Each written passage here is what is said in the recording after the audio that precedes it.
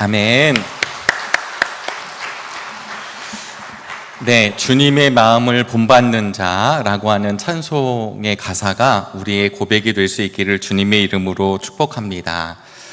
제가 찬송을 들으면서 마음이 아픈 기억이 떠오른 거예요. 그 기억이 뭐냐면 제가 이제 전에 섬겼던 교회에서 일부 예배 때 우리 이제 부목회자들이 이렇게 3부까지 예배가 있어서요. 1부를 이제 부목사님들이 담당을 하게 됐었습니다. 근데 이제 이 주님의 마음을 본받는 자가 우리 예배 찬송으로 나왔는데 이 찬송을 부르다가 그만 제 목이 가버린 거예요. 근데 왜 그러냐면 이 찬송이 나중에 가면 이렇게 굉장히 고음이 되거든요. 근데 노래를 부르다 보면, 찬송을 부르다 보면 아는 그 불안함이 있습니다. 아, 이건 내가 올릴 수 없겠다. 이 음을 도달할 수 없겠다. 어떻게 해야 할까? 부르지 말까? 어떻게 해야 될까? 하면서도 끝까지 이렇게 어렵지만 불렀어요. 그런데 그날 이제 설교를 어떻게 했는지는 기억이 안 나고 이 주님의 마음을 본받는 자만 제 마음에 남아서 이게 늘 저에게는 이제 부담이었어요. 그런데 오늘 제가 부르기에는 너무 잘 부르지 못했던 찬송으로 기억하고 있지만 오늘 우리 임마누엘 찬양대에서 이 찬양을 부르시게 될 때 가사를 다시 한번 마주하게 되고 주님의 마음을 본받는 성도들이 우리의 삶이 되시기를 주의 이름으로 소망합니다. 개인적으로는 극복할 수 있을 것 같아서 이 찬송을 부를 때마다 다시 감사로 고백하는 저도 되기를 원합니다. 오늘 저희들 8월의 중순이고요. 신앙 강좌 우리 오후 예배 때 만나게 되는데 언제 지난 우리 광복절이 광복 80주년이었잖아요. 그래서 이렇게 TV들마다 광복 80주년에 대한 여러 가지 이야기들을 하는 걸 보게 되었습니다. 회고 영상을 하는 어떤 언론사의 화면을 좀 본 적이 있었는데 우리나라를 이렇게 소개하더라고요. 이제 광복하기까지도 굉장히 어려웠던 민족이고 힘들었던 민족이었고 또 우리가 광복을 한 뒤에도 조금 지나서 또 6.25 전쟁을 만나고 우리 같은 민족끼리 피를 흘려야만 했었고 수많은 사람들이 죽었고 행방불명이 되었던 이 땅, 이념으로 나뉘었던 땅, 그리고 지독한 가난이 또 이 땅에 있었던 시절, 그럼에도 불구하고 이 절망의 땅, 가난했던 이 땅이 이 근면, 성실, 우리 민족, 우리 대한민국 사람들이 갖고 있었던 그 좋은 성품을 가지고 이 짧은 시간 동안 세계 경제 10위권, 그리고 아주 요즘은 K-팝 문화라든가 이런 문화에서도 경제적으로도 아주 훌륭한 성장을 이루어냈다라고 하는 내용이었습니다. 참 가슴이 벅차죠. 그리고 오늘 우리 함께 예배드리고 있는 우리 믿음의 선배님들은 그 시절을 또 보내신 분들도 계시죠. 그런데 그 다큐멘터리의 말미에 이런 이야기를 좀 하게 되었습니다. 그 짧은 시간 동안 이것을 극복하려고 했었던 대한민국이 선택한 방식은 무한 경쟁이었습니다. 그래서 이 무한 경쟁을 통해 학교에서도 예전에 그랬잖아요. 1등부터 꼴등까지 이렇게 점수를 써가지고 등수를 보여주고 그리고 우등반도 나누고 열심히 공부하라고 했던 의미였겠죠. 그리고 잘 사는 것, 이 잘 사는 의미가 무엇인지를 알려주는 것, 여기에는 수많은 경쟁이 우리 사회에 있었다라는 거예요. 그래서 그 경쟁이라고 하는 방식을 통해서 아주 짧은 시간 안에 이 근면과 성실과 우리 민족의 우수한 어떤 민족성을 가지고 이것을 타개해 나갔다. 그러나 이것으로 인해 또 다른 수많은 어떤 안 좋은 일들이 있었다라는 것을 이야기했습니다. 그래서 아무래도 광복 80주년을 맞이했지만 이 광복 80주년으로 끝나는 것 아니라 우리 이 대한민국이 이렇게 소외된 곳까지 또 아직 제대로 치리되지는 못하는 것까지도 잘 이렇게 다스려야 하는 나라다라고 하는 것을 알려주었습니다. 제가 이 말씀을 드리는 이유는 어쩌면 그 무한 경쟁 속에서 우리 대한민국에 속해져 있었던 수많은 사람들이 나도 모르는 사이에 그런 수치들이 나를 억누를 때가 있고, 그리고 효율성을 아주 극대화하는 것을 미덕이라고 여겼던 우리 사회에서 그 효율성을 따지는 것이 좋은 것이라고 여겨질 수도 있겠고요. 그리고 얼마든지 우리가 대를 위해서는 소는 희생당할 수 있어. 가족을 위해서는 우리 아버지들이, 우리 어머니들이, 우리 자녀들이 얼마든지 희생할 수 있는 거야. 그러면서 우리는 가는 거야 라고 그 이야기를 했었지만, 사실은 이 모든 것들의 문화와 어떤 형태들 속에 우리의 신앙도 녹여져 있는 것 아닐까 하는 생각이 들 때가 있습니다. 언제부턴가 야, 비는 맞으면 안 돼, 산성비야. 야, 언제부턴가 밖에는 함부로 나가면 안 돼, 언제부턴가 선크림을 바르지 않으면 나가면 안 돼, 이런 일들이 일어나게 되죠. 제가 어린 시절에 누가 선크림을 바르고 다녔나요? 그냥 해수욕장 갔다 오면 이거 타가지고 이 껍질 벗기기가 일이었던 시절이 있었습니다. 그러니까 어느새 우리는 우리의 마음대로 살아갔던, 우리 대한민국뿐만 아니라 전 인류가 너무 잘 사는 시대잖아요. 아무리 못 사는 아프리카라 할지라도, 다른 어떤 동남아의 어떤 나라라고 할지라도 핸드폰은 다, 스마트폰은 이제 다 들고 다니는 시대가 되었습니다.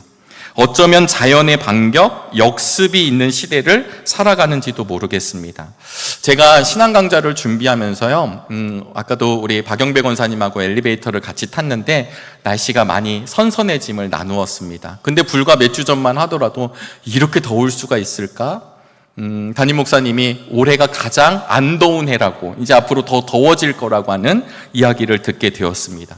그러다가 우리 교회 밖을 나가서면 아스팔트 길을 지나가게 되잖아요. 근데 어느 날 제 모습에 아스팔트를 걸어가는 우리 교우들, 우리 할머니 권사님들의 모습, 우리 할아버지 권사님들의 모습, 아니면 그냥 이웃들이 지나가는 모습을 보면서 순간적으로 사막을 걸어가는 느낌이 든 거예요, 제 안에. 그러니까 우리가 도시에 살고 있지만 이 뜨거운 여름날에 그 길을 걸어가는 사람들을 보면서 혹시 우리가 사막을 걸어가는 사람들 아닐까? 물을 찾아 헤매는 사람들이 아닐까라고 하는 아주 짧은 제 생각이 들어오게 되었고, 그리고는 제 마음속에 제가 이제 대학원 시절에 한 학기 수업을 했었던 수업의 기억이 나게 됐고요. 그러면서 이 책을 함께 좀 나누면 좋겠다라고 여겨지게 되었습니다. 그 책의 제목은요, 모래와 함께 살던 사람들의 이야기라는 거예요. 부제가 있었는데 사막 수도사들의 영성과 삶입니다. 네, 서울신학대학교를 졸업하시고 공부를 이렇게 학생들을 가르치시는 방성규 목사님, 교수님께서 이 책을 집필하셨는데, 아마 본인의 박사학위 논문과 초대 교부들에 대한, 사막 수도사들에 대한 이야기를 이제 준비하면서 이 책이 예전에 이제 나온 책이 되겠습니다. 사실은 수도사 혹은 사막, 순례 이런 단어가 저에게 그렇게 와닿진 않았었는데, 방금 말씀드린 대로 우리가 뜨거운 아스팔트 길을 걸어가는 게 마치 사막길을 걸어가는 것과 같은 그 이미지가 저를 이 책으로 다시 좀 생각하게 했고 말씀을 묵상하는 계기가 되었습니다. 초대교회를 공부하던 이 저자는요, 어떤 생각을 갖게 되었냐면, 수도원, 수도사 이런 얘기를 듣게 되면 본인의 피셜로는, 본인의 입장에서는 중세교회 때, 그러니까 우리가 카톨릭 시대 때 우리 프로테스탄트가 나오게 된 그 시점의 수도원들을 보면 많이 타락한 얘기들이 있잖아요. 그러니까 본인에게도 그런 이미지가 있었던 거예요. 수도원? 그러면 그냥 현실을 회피한 사람들, 현실로부터 도망간 사람들, 그냥 자기네들끼리 모인 사람들, 그냥 사회는 관심이 없고 홀로 있는 사람들이라고 하는 부정적 시각이 이 목사님에게도 있었다는 사실이에요. 그런데 어느 날 이 초대 교부들과 사막의 수도사들을 연구하고 그런 문헌들을 찾아보다 보니까, 우리 기독교의 영적인 운동, 영성 운동의 근간이 바로 그 초대교회 시대 이 사막에 들어갔었던 이분들의 삶 속에서 이걸 찾을 수 있겠다라는 것을 알게 됩니다. 그러니까 사막 수도사들은 우리로 보면 그냥 떠나간 사람들이 아니라 사실 이분들은 어떤 사람들이냐면 하나님을 향한 열정을 가지고 하나님을 잘 섬기기 위해서 하나님의 길을 걸어갔던 사람들이라고 하는 인식을 갖게 돼요. 그러면서 이 책을 통해서 이 시대의 믿음의 성도들과 그 중요한 가치를 나누기를 원합니다. 여러분, 우리가 성경에서도 많이 살펴보는 단어 중에 하나가 사막 혹은 광야라는 단어예요. 사실 이 사막과 광야는 수도원 운동의 발생지가 됩니다. 그런데 지리적으로 보면요, 사막은 황폐한 곳이죠. 황폐하다라고 하는 것은 무엇이냐면 인간적인 문명, 인간적인 삶이 불가능한 곳이 사막입니다. 우리가 일부러 가보진 않았지만 사막 영상을 보시면 사막에서 어떻게 살아가실 수 있으시겠어요? 또 비슷한 광야라고 하는 것도 마찬가지입니다. 그래서 이 지리적으로 보면 황폐하고 도시는 문명이 쌓여져 있는 곳, 문명으로 보면 사막과 광야는 자연적인 삶을 살아갈 수밖에 없고 도시는 인위적으로 살아가는 삶이라고 하는 구분을 하게 됩니다. 그러면서 성경을 바라보니까 여러분, 광야는 어떤 곳으로 성경은 소개하고 있나요? 광야 절대 가시면 안 됩니다. 광야 가면 죽습니다. 이러지 않고 오히려 성경을 보면 이 광야라고 하는 곳을 통해서 살아계신 하나님을 만나는 역설적인 장소로 등장하고 있죠. 저도 잘 몰랐는데 이 책을 보면서 그래서 사막에 들어간 수도사들 중에 남자분들이 있고 여자분들이 있잖아요. 남자를 아바라고 했습니다. 여자 수도사들을 암마라고 했습니다. 그래서 이 당시의 문헌들을 보면 아바, 누가, 그러니까 남자 수도사 누가 무슨 이야기를 하셨다. 그래서 사막 교부들의 금원집을 토대로 이 책을 좀 기술을 하고 있는데요. 아바, 암마라고 하는 것을 통해서 남자, 여자 수도사들을 이야기해 주고 있습니다. 우리가 정말 사막에서 살 수 있을까? 우리 정릉의 성도님들께서 오늘부터 사막에 우리 가야 됩니다. 그러면 살아갈 수 있을까요? 사실 수많은 사람들이 의심을 갖고 할 수 없을 것 같은데 거부감이 듭니다. 그러나 오늘 저자는, 그리고 묵상한 저에게도 하나님이 우리에게 알려주시는 것 하나가 우리의 영적인 사막과 영적인 광야로 하나님께서는 오늘도 우리를 초대하고 계시다라고 하는 그 초청에 우리가 아멘 할 수 있게 되길 주의 이름으로 축복합니다. 제가 떠오르는 예화 중에 어떤 목사님께서 늘 이런 얘기를 많이 하셨어요. 우리는 다 나그네 인생길을 살아갑니다. 긴 듯 보여지지만 짧은 인생길입니다. 그런데 이 나그네 인생길을 어디에서 살아가냐면 광야에서 살아가는데요. 이 나그네 인생길을 살아가는 사람들은요, 결국은 돈에 따라, 자기가 갖고 있는 것에 따라 어떤 분들은 좋은 호텔에서도 살고, 어떤 분들은 그거보다 조금 떨어지는 호텔에서도 머물고, 어떤 분은 모텔, 어떤 분은 여인숙, 어떤 분은 허름한 그냥 창고 같은 데서 머물죠. 그러나 중요한 사실은 호텔에 사는가, 호텔에서 머물러 있든가, 여인숙에 머물러 있든가, 우리끼리는 서로 어디가 좋다고 이야기할지 모르지만 종국에는 그 방으로부터 나와야 되는 존재가 나그네라고 하는 사실입니다. 우리의 삶이 나그네라고 하는 삶을 다시 한번 기억하면서 오늘 초대 사막 수도사들이 우리에게 주었던 영적인 통찰력이 우리에게도 다시 한번 바라보게 되어서 오늘 이 믿음의 시대를 온전히 살아가는 우리 모두가 되길 주의 이름으로 축복합니다. 그래서 책의 제목은요, 모래와 함께 살던 사람들의 이야기예요. 그러니까 사막에 가서 살았다라는 것이죠. 자연의 모래와 자연의 바람이 되어 자연 그대로의 방법대로 하나님을 찾았던 사람들. 그래서 바람 소리로, 모래의 빛으로 하나님의 이야기를 전하고 하나님을 만난 이야기가 또 다른 누군가에게 아바를 통해, 암마를 통해 전달해져 가는 이야기가 이게 수도원 운동이다라고 정의하고 있습니다. 조금은 저희 오후 시간에 좀 어렵지만 로마 역사를 보면요, 로마 247년, 248년쯤이 로마가 제국이 탄생된 지 1000년쯤 되는 해입니다. 그래서 로마 사람들은요, 우리가 1000년 동안 이 제국을 잘 유지했다라고 생각을 한 뒤에 또 다른 천년을 준비하는 시대를 맞게 됩니다. 그때 그리스도인이 되었던 필립이라고 하는 황제가 있게 되거든요. 근데 이 247년 8년 당시 로마는요, 수많은 이방 민족하고 계속 싸움을 갖게 돼요.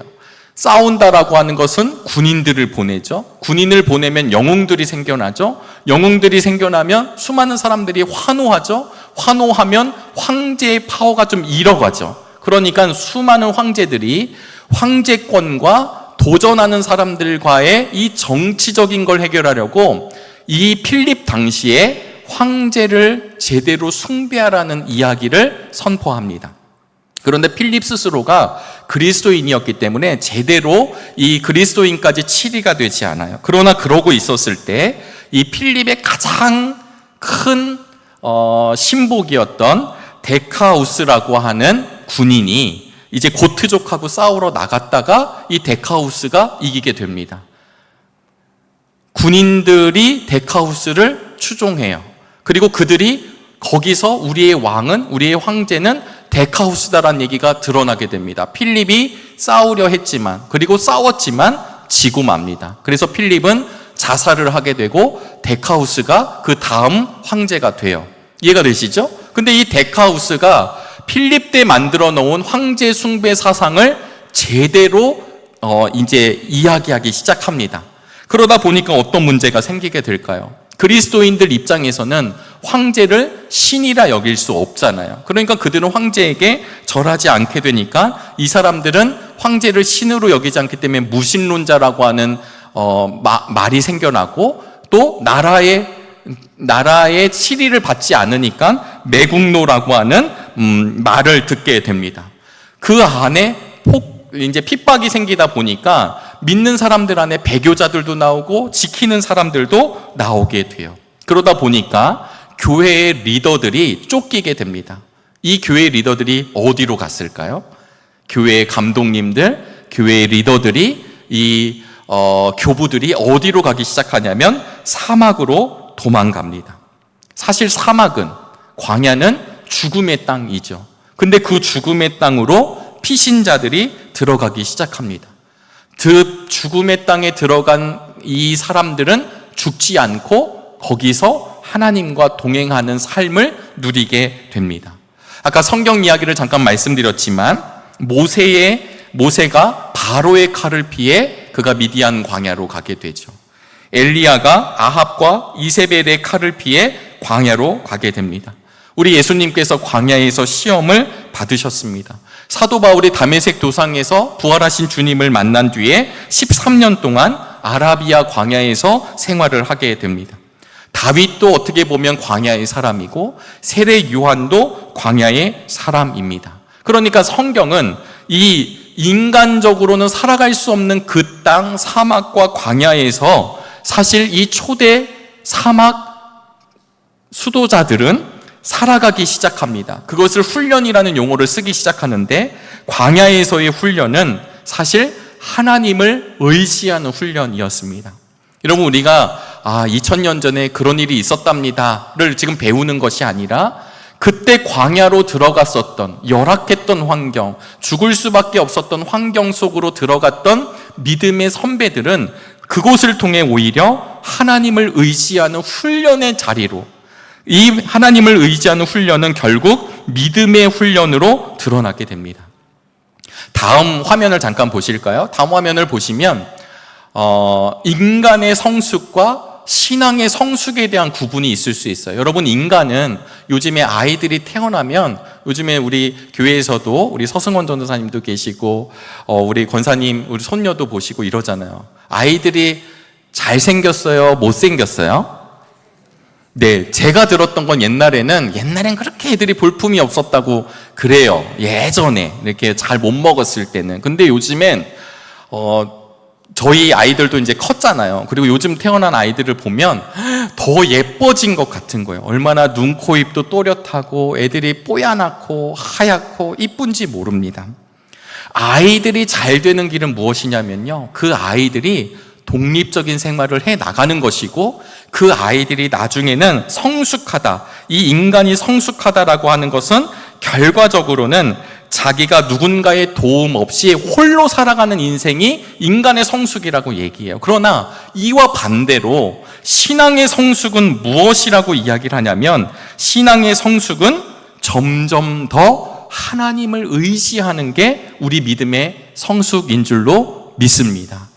나는 하나님 없이도 살아갈 수 있어요. 이때만 하나님을 찾으면 되죠 라고 생각할지 모르지만, 내 살아가는 모든 순간마다 우리 하나님 아니면 안 됩니다라고 하는 그 믿음의 성도를 우리는 성숙한 그리스도인이라 얘기할 수 있다는 것입니다. 그래서 사막 교부들의 삶, 사막 수도자들의 삶은요, 그냥 도피한 게 아니라 그냥 거기 가서 텐트 치고 야영하고 삼겹살을 구워 먹고 그냥 그렇게 살아간 게 아니라, 그곳을 통해서 아무것도 없는 그 곳이지만 하나님이 나를 붙들어 주신다는 그 믿음으로, 하나님만이 나를 살리신다는 믿음으로 하나님을 의지하는 삶을 살아갔던 이들입니다. 방금 전에 로마 제국을 말씀을 드렸는데요, 로마 제국이 그렇게 폭력과 그리스도인들을 핍박하고 박해하고 황제 숭배를 강요해서 교회 리더들이 다 떠나갔잖아요. 그런데 시간이 흐르게 됩니다. 갈렐리우스 황제가 관용의 칙령을 선포합니다. 뒤이어서 콘스탄틴 대제가 313년에 밀라노 칙령을 하게 돼요. 그래서 정식으로 기독교를 로마 제국의 국교로 삼습니다. 그 후에 국가의 종교가 완벽하게 정립이 되지만, 이때를 역사학자들은 어떤 시대라고 얘기하냐면 공식적으로 기독교의 박해가 끝난 시점이라고 밀라노 칙령을 이야기합니다. 제가 이 말씀을 드리는 이유는 밀라노 칙령이 있은 뒤에 어떤 변화가 생기냐면요, 콘스탄틴 대제가 종교회의를 주관하고요, 그리고 저 사막으로 은둔해 있고 피신해 있었던 감독님들을 모셔옵니다.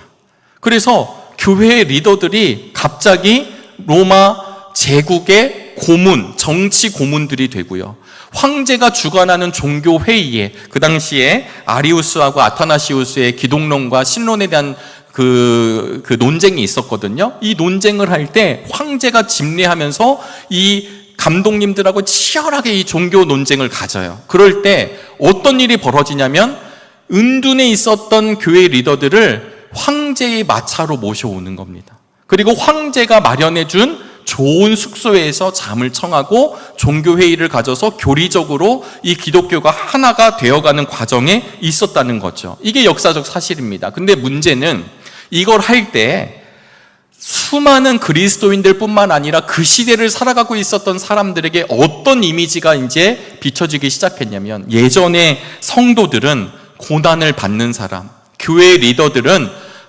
핍박을 받는 사람이라는 것이 있었는데, 어느 날 보니까 정치적으로 출세한 분들이 감독님이 된 거라는 것이죠. 그래서 우리가 잘 아시는 어거스틴이 마니교에 빠지게 돼요.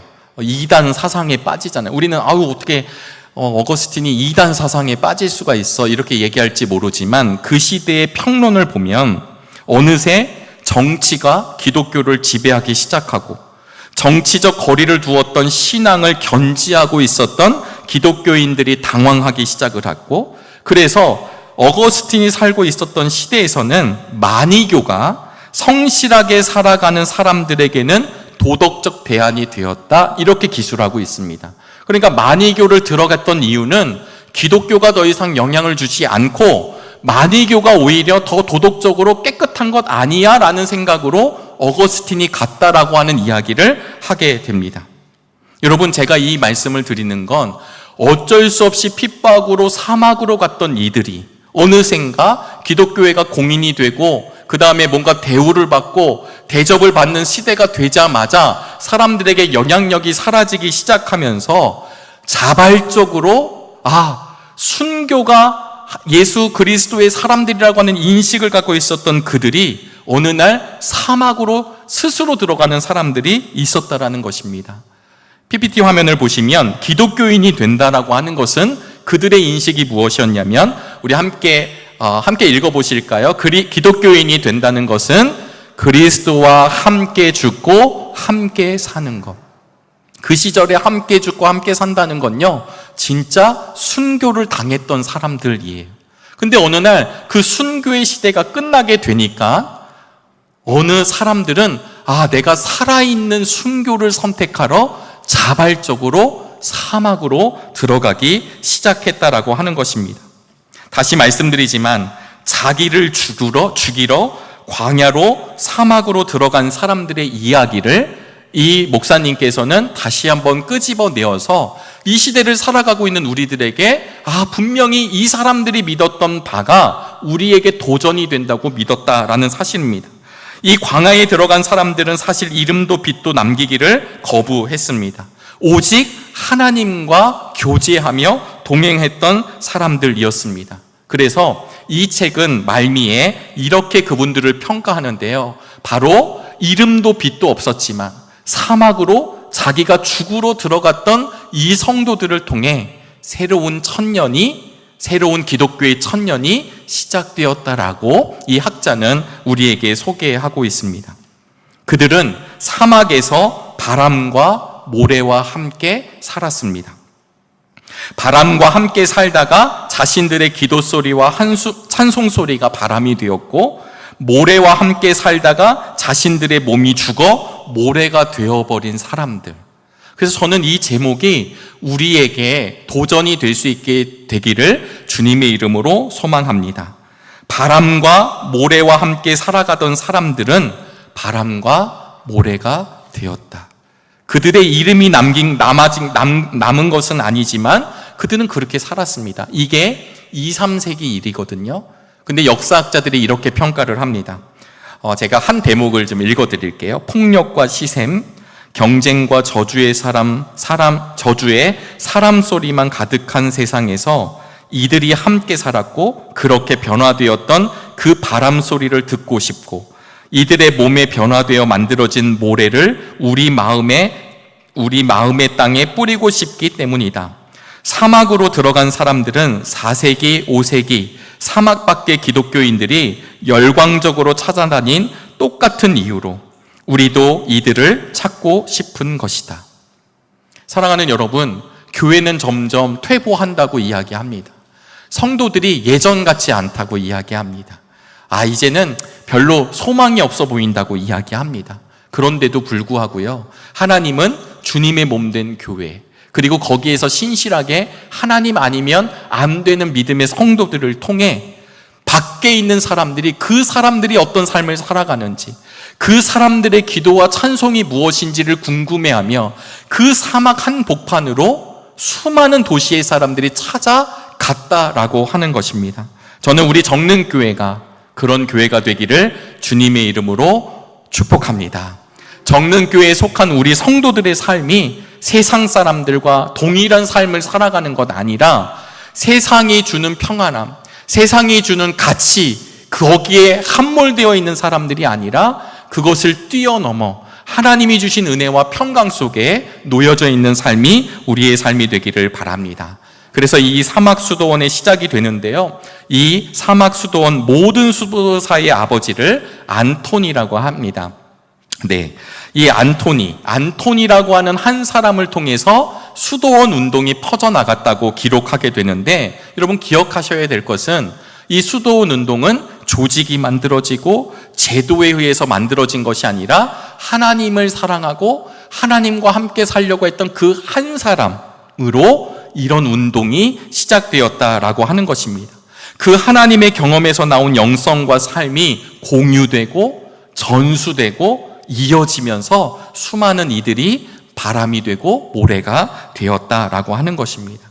여러분, 우리가 저도 오해를 했었는데 오해하지 않게 되길 바랍니다. 수도원 그러면 함께 모여 살면서 그냥 저들끼리 살아가는 어떤 공동체가 아니라고 하는 것입니다. 수도원이라고 하는 마너스테리라고 하는 단어 뜻 안에서도요, 이 홀로라는 말이, 하나라는 말이, 단독이라는 말이 숨겨져 있습니다. 그러니까 수도원이라는 말은요, 아바들과 암마들이 예수님의 사람이 되어서 예수의 길을 가게 되고, 예수의 길을 가면서 또 다른 누군가에게 그 예수의 길을 소개하고 알리면서 안내하고자 했던 수많은 사막의 수도사들, 그래서 그분들의 별명이 하나님 앞에 단독자로 서기 위한 훈련을 해나갔다. 우리가 이 바쁜 시대를 살아가면서, 아까 수치화된 세계를 살아가면서 혹여나 하나님 앞에서 내가 진짜 신실하게 진실하게 하나님과의 만남이 이루어지고 있는지를 확인하는 것이 아니라 그저 다른 사람들이 규정해 놓은 믿음과 신앙의 가치에 만족하는 것은 아닌지, 이 정도면 됐다라고 하는 우리 안에 마음이 있는 것은 아닌지 다시 한번 이 끝자락, 여름의 끝자락, 가을의 초입에 다시 한번 우리가 묵상할 수 있게 되기를 주의 이름으로 소망합니다. 자기 의지로 그 시대에 들어간 수도사가 안토니가 있었고 또 한 사람이 파코미우스라고 하는 사람입니다. 이 두 사람은요, 서로 이렇게 훈련하는 방식은 좀 달랐지만 이 두 사람은 그럼에도 불구하고 서로를 존중하면서 각자의 위치에서 하나님과의 교제를 이어갔습니다. 사막 교부들의 세계라고 하는 책에서 이런 질문이 있습니다. 수도사가 되기 위해 필요한 것은 무엇입니까? 라고 하는 질문에 사막 교부들이 이렇게 대답합니다. 나처럼 홀로 계신 분과 함께 홀로 사는 것이다. 세상적인 복잡함에서 벗어나서 하나님 앞에 선 존재로 서 있는 것, 도피하는 것이 아니라 하나님 앞에 최선을 다하려는 것이 수도사라고 하는 이야기를 우리에게 전해줍니다. 우리가 아까도 말씀드린 어거스틴이요, 회심하게 돼요. 이 어거스틴이 회심을 하게 될 때 당연히 말씀이 그에게 영향이 왔지만 또 영향을 준 것이 있는데 그것이 무엇이냐면 이 수도사의 아버지라고 하는 안토니의 생애라고 하는 책을 통해서 이 어거스틴이 회심하게 되는데 도움을 받습니다. 사실 어거스틴은 늘 두 마음이 있었다고 그래요. 선과 진리를 향한 갈망, 카리타스라고 하거든요.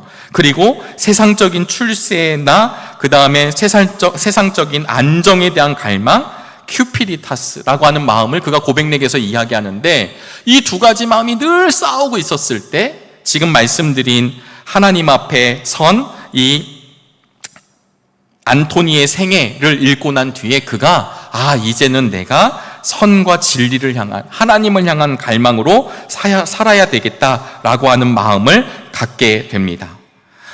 제가 갖고 있는 이 책은 대부분 사막 교부들의 금언을 통해서 이 저자인 목사님께서 연구를 하게 된 거고요. 그리고 그래서 그 당시 초대교부 사막 수도자들은 이런 것들을 훈련했습니다라는 걸 체계화되어 있는 것은 아닌데 수많은 금언집, 수많은 이야기들을 보면서 그 시절에 초기 기독교 수도사들은 이런 것들을 점검하고 준비하였다는 것을 알게 됩니다. 짧게 잠깐만 보시도록 하겠습니다. 훈련의 기쁨을 그들은 이렇게 표현을 했습니다. 불꽃이 되기. 그래서 훈련의 기쁨, 광야에서 사막에서 홀로 있는 것이 어렵죠. 왜 안 어렵겠어요? 그런데 그들은 그것이 불꽃이 되기고 기쁨이라 여겼습니다. 그래서 이것을 위해 가장 먼저 한 것이 무엇이냐면 낯익은 것과의 이별을 하기 시작합니다. 길들여진 것들과의 이별. 그래서 홀로 사막으로 광야로 가지요. 왜냐하면 이 당시 믿음의 성도들은 무엇을 알고 있었냐면 내가 계속해서 하나님이 원하시지 않는 그릇된 행동을 반복하고 있다는 걸 알게 됐어요. 죄를 짓고 하나님 앞에 온전히 서지 못하는 거예요. 근데 왜 그럴까를 봤더니 그분들은 그때 어떻게 생각을 했냐면 내가 이미 사단의 하수인이 되었구나. 내 의지 자체가 사단이 나를 침범했구나 라고 생각했습니다. 그러니까 내 삶을 변화시키지 않으면 내 삶은 계속해서 사단의 노예가 되어 있구나 라고 생각해서 그들은 적극적으로 낯익은 것과 이별을 하고 길들여진 것과 이별을 하게 돼서 내 삶의 반전, 내 삶의 변화를 하나님 앞에 드리기를 원했습니다. 이것을 그들은 악의 관성을 깨뜨리는 것이라 얘기했어요.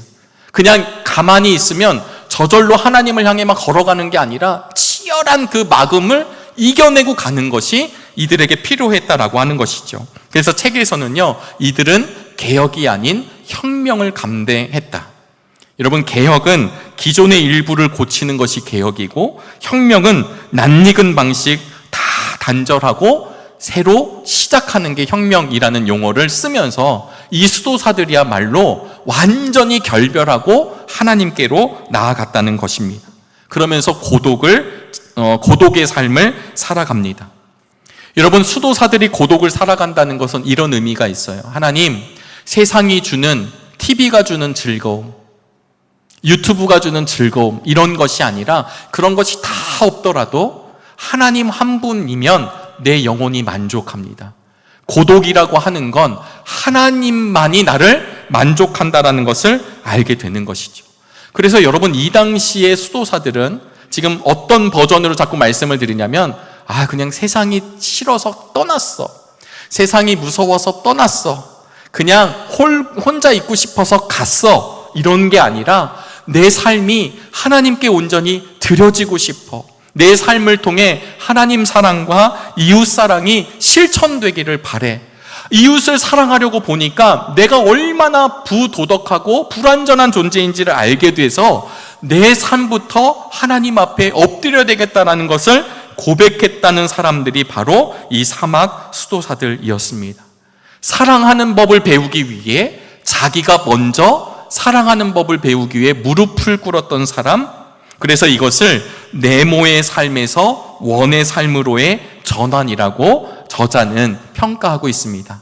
네모가 들으면 되게 기분 나쁘겠지만 이렇게 네모잖아요. 그래서 이 네모의 각진 부분들을 이렇게 다스리는 거죠. 각진 부분을 깎아내가지고 이 네모가 원이 되도록 그들은 훈련의 삶을 살아갔다라는 것이 이 책의 주된 내용입니다. 그러면서 그들은 훈련이 바로 불꽃을 지피는 일이라고 생각했습니다. 육체의 훈련, 내가 육신을 잘 다스리는 것은 결국 내 장작을 준비하는 일이라 생각했습니다. 하나님이 이제 내가 너를 사용할 거야. 하나님이 이제 내가 너에게 불을 붙일 거야 했는데 내 장작이 물이 이렇게 담겨져 있으면 불이 안 붙잖아요. 우리가 캠프파이어 할 때 요즘에는 이렇게 산에서 불을 지피면 안 되니까. 근데 저도 예전에 수련회를 하거나 이 캠프파이어를 할 때 가장 중요한 것 중에 하나가 불을 내리면 탁 붙어서 이렇게 한 번에 돼야 되는 게 이게 하여튼 능력이었습니다. 그래서 마른 장작, 하여튼 불을 붙일 수 있는 거, 그 다음에 줄 이런데 흠이 없도록 만들어서 불이 한 번에 붙는 것. 한 번에 붙으려면 장작이 말라 있어야죠. 그래서 그들은 장작 마르기라고 그들의 삶을 생각했다라고 하는 것입니다. 아바 요셉이, 남자 수도사 요셉이 아바 롯에게 이런 말을 했습니다. 태우는 불꽃이 되지 않고는 수도사가 될 수 없다. 우리의 삶이 수도사들은 참 대단해 라는 것도 우리에게 있을지 모르겠지만요, 어쩌면 이 황폐한 이 문명의 사막 안에서 우리의 삶이 불꽃을 튀길 수 있고 불을 붙일 수 있는 믿음의 성도들이 될 수 있기를 주님의 이름으로 축복합니다. 한 가지만 더 말씀을 드릴까요? 수도사라고 하는 헬라어가 모나코스라는 말입니다. 그리고 단순함이라고 하는 헬라어가 아플로테스라는 말입니다. 이 말들 자체가 한 가지 일에 전력을 다하는 말이에요. 그런데 이 저자는 다른 사막 지역을 연구하다 보니까 시리아 말에 샤브유트라는 말과 이히다야라는 말을 이 책에서 꺼내주세요. 샤브유트라고 하는 말은 밝음과 고듬이라는 말이고요, 이히다야라는 말, 시리아 말인데요, 단순하며 개인적이며 독특하고 갈라지지 않은 것, 즉 독신이며 독생자 그리스도에게 돌릴 수 있는 상태의 의미를 이 말로 썼습니다. 그래서 시리아 말로 수도사라고 하는 건 뭐냐라는 것을 정의해 보니까 독생자 그리스도처럼 순결하게 곧게 밝게 사는 사람이 수도사이다. 다른 불순물이 들어가지 않은 순수한 삶을 추구하는 사람이 수도사이다. 사랑하는 우리 정릉의 성도 여러분, 순수한 삶, 불순물이 섞이지 않는 그런 우리의 마음, 우리의 믿음이 될 수 있기를 주님의 이름으로 축복합니다. 그저 회피한 자들이 아니라 그들은 훈련을 통해 고통이 있다는 걸 왜 몰랐을까요? 먹는 것도 조심했고요, 물도 함부로 먹지 않았습니다. 그리고 그들은 잠도 함부로 자지 않았어요. 왜냐하면 내 육체가 혹시 사단의 도구가 될까봐 그 부분에 늘 깨어 있으려고 이 사막의 수도사들은 바람과 모래와 함께 했었습니다. 힘들었죠. 어떻게 할 수 있을까? 그거는 특별한 사람만이 할 수 있는 거야 라고 생각할지 모르지만 그들은 그 고통 뒤에 찾아오는 주님과 함께하는 기쁨이 날마다 충만했습니다. 훈련의 최종 목표는 쉽게 도달할 수 없었지만 매일의 삶 속에서 영적으로 성장하고 있는 사실을 그들은 알게 되었습니다. 그래서 그들은 말하는 것도, 내가 깨달은 것도, 내가 생각하는 것도 어린아이 같았지만 이제는 장성한 사람이 되어가는 그 기쁨을 누렸다는 것이죠. 오늘 본문을 개역개정으로 우리 함께 읽어보도록 하겠습니다. 우리 개역개정 말씀인데요. 함께 읽어보도록 하겠습니다. 시작. 우리가 다 하나님의 아들을 믿는 것과 아는 일에 하나가 되어 온전한 사람을 이루어 그리스도의 장성한 분량이 충만한 데까지 이르리니 이는 우리가 이제부터 어린아이가 되지 아니하여 사람의 속임수와 간사한 유혹에 빠져 온갖 교훈의 풍조에 밀려 요동하지 않게 하려 함이라. 아멘. 장성한 분량이 되어 흔들리지 않는다는 거예요. 사랑하는 여러분, 혹시 우리가 세상의 것에 흔들릴 때가 있으신가요? 더 누리려고, 더 가지려고, 더 편안해지려고 하는 것들 때문에 우리의 믿음이 흔들린 적이 있으십니까? 사실 후반부에 가보시면 이 책은 인간의 내 영역으로 어떤 훈련들을 했는지를 알려주세요. 육체적인 훈련, 감정의 훈련, 이성, 생각의 훈련, 영적인 훈련들이 무엇인지를 초대교부 금원들을 통해서 이분들이 이런 것을 위해 치열하게 했었다라는 것을 알려주십니다. 근데 제가 거기에서 나오는 한 대목 중에 참 감사한 것이 있었는데 그것이 생각의 훈련에 가보면요, 생각의 훈련에 질투에 대한 것, 명예욕에 대한 것, 교만에 대한 이야기가 등장을 합니다. 앞에 우리 육체, 감정의 얘기도 3가지씩 있지만 나중에 혹시 책을 보시는 분들이 한번 읽어보시면 될 것 같고요. 3번째 생각의 훈련에 가보시면 교만에 대한 이야기가 등장을 합니다. 근데 이 교만을 어떻게 이름을 붙였냐면 이렇게 이름을 붙였어요. 비극적 착각으로 인한 몰락. 훈련의 마지막 단계 여정이래요. 수많은 사막 교부들, 수많은 사막의 수도사들이 얼마나 애를 썼겠어요. 잠도 줄이고 그러면서 그 세미한 하나님의 음성을 예민하게 받아들이고 누군가가 오른뺨을 때리면 왼뺨을 돌려대고 자신의 모욕도 이겨내고 다 이겨냅니다. 그런데 문제는 이렇게 되다 보니까 아까 말씀드렸죠. 4, 5세기쯤 되니까 사막 밖에 있었던 수많은 사람들이 이 수도사들을 찾아와요. 그 명성을 듣고 찾아옵니다. 어떻게 대단하시다고, 당신의 그 훈련 당신 진짜 하나님의 사람이라고, 아바요, 암마라고 이렇게 얘기할 때 영적 교만에 빠지는 이들이 나타난 거예요. 그래서 이 책에서는 이렇게 합니다. 마지막 단계는 무엇이냐?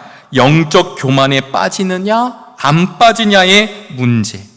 그래서 지금까지의 이 과정, 하나님을 닮아가고 하나님을 사랑하고 이웃을 사랑하기 위해 하나님을 향해 열심으로 향해 달려갔던 일들이 하나님의 은혜임을 고백해야 되는데 이것이 인간적인 노력, 인간적인 경주라고 이야기할 때, 하나님의 은혜를 잊어버렸을 때 그들은 여지없이 영적인 교만자가 되었다라는 것입니다. 그래서 영적인 교만자가 되니까 자기의 본질, 자기의 인격의 훌륭함으로 아바가 되었노라고, 내 훌륭함으로 암마가 되었노라고 얘기하더라는 것이에요. 그래서 마지막 과정이 결국은 무엇이었냐면 교만이었습니다. 교만에 빠지면 지금까지의 모든 과정이 물거품이 되었다라고 하는 이야기를 우리에게 전해줍니다. 결국 그들은 어떻게 됐느냐? 하나님의 은혜를 망각하고 자기 공로와 자기 의를 자랑하더라는 것입니다. 사랑하는 우리 정릉의 성도 여러분, 이 정도면 됐지라고 하는 마음도 우리에게 참 무서운 마음이지만 나같이 하면 되는 거 아닌가? 라는 마음은 더 무서운 마음이라는 것을 사실은 이미 우리 신앙의 선배들이 걸어가고 있었다라는 것입니다. 그래서 우리에게 안내하세요. 늘 사막의 수도사들이 하나님 앞에 겸손하였던 것처럼 이 시대를 살아가고 있는 믿음의 성도님들, 하나님을 향한 겸손함으로 오늘도 내일도 걸어가시게 되길 주님의 이름으로 소망합니다. 그 길을 갈 수 있는 단 하나의 방법, 하나님과 날마다 교통하는 기도의 자리에 서십시오. 마르지 않는 샘인 하나님의 말씀의 자리에 우리의 표준이 되고 우리의 기준이 되고 우리의 지향점이 되는 말씀의 자리에 언제나 서십시오 라는 것이 이미 우리 신앙의 선배들이 우리에게 주었던 내용입니다. 여러분, 책 한 권이 이렇게 끝났는데요, 참 많은 내용이 달려 있습니다. 제가 이 책을 좀 준비하고 말씀을 묵상하면서 어려운 건 이것이었어요. 이 내용이 아니라 내가 정말 그렇게 살고 있는가? 나는 정말 이들과 같이 하나님 한 분이면 만족합니다. 하나님 앞에선 단족자로, 목회자로 살아가고 있는가? 라는 것이 책을 써머리하고 이 내용을 함께 나누는 것보다 저에게 더 큰 아픔으로 다가왔습니다. 부족하기 때문에 난 아니야 라는 것이 아니라, 장성한 분량에 이른다는 것이 무엇인지를 오늘 사막 수도사들의 삶을 통해 우리에게 알려주셨는데요, 우리가 여기에 멈추거나 안주하지 마시고 하나님을 향한 치열한 몸부림, 그러나 오직 하나님의 은혜로 가는 그 길을 오늘도 걸어가실 수 있게 되길 주의 이름으로 축원합니다. 기도하겠습니다. 하나님, 오늘도 은혜의 시간을 허락해 주시니 감사합니다. 2025년도 한여름을 지나 이제 가을의 문턱에 다다라서 열매를 바라봅니다. 하나님, 열매를 맺을 수 있는 우리들의 삶인지 돌아보는 시간 되게 도와주시고 다시금 고개를 들어 하나님을 바라볼 수 있는 믿음과 능력 허락하여 주옵소서. 예수 그리스도의 이름으로 기도드리옵나이다. 아멘. 이 시간에 교회의 소식